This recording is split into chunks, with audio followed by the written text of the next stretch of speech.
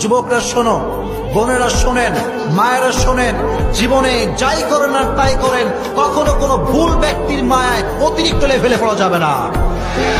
কারণ মানুষ যখন দুনিয়ার মায়ায় পড়ে, তখন সে আখিরাতকে ভুলে যায়। আর মানুষ যখন ভুল মানুষের মায়ায় পড়ে, তখন সে তার ব্যক্তিত্ব এবং অস্তিত্ব দুটোই ভুলে যায়। নাও দ্য ডিসিশন ইজ ইয়োর্স। তুমি জীবনকে জান্নাত বানাবা না জাহান্নাম বানাবা, সিদ্ধান্ত তোমার।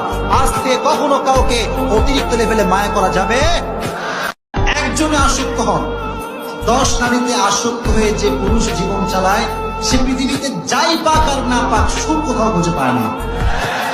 যখন আপনার একটা জিনিসের প্রতি মায়া লেগে যাবে, যদি এটা অতিরিক্ত পর্যায়ে হয়ে যায়, এক্সট্রিম লেভেলে চলে যায়, দ্যাট ইজ ভেরি ডেঞ্জারাস।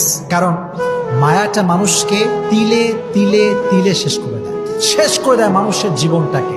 তবে মায়ার অনেকগুলো ক্যাটাগরি আছে।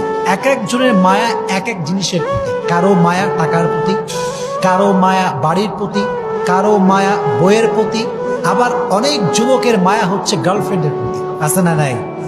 এক একজনের মায়ার সোর্সটা এক এক রকম।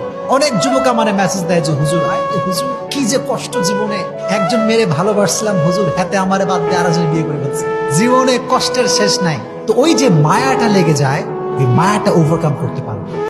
আজকালকার দেখা যায় ছেলেও মেয়েকে পছন্দ করে, মেয়েও ছেলেকে পছন্দ করে। সবচাইতে বড় বাধা হয়ে দাঁড়ায় আজকের সমাজ, আজকের আব্বা এবং মা। হারাম রিলেশন করছে, বাবাও জানে, মাও জানে, কিন্তু বিয়ে দিতে চায় না। এস্টাবলিশ হতে হবে, ঘরের আন্ডার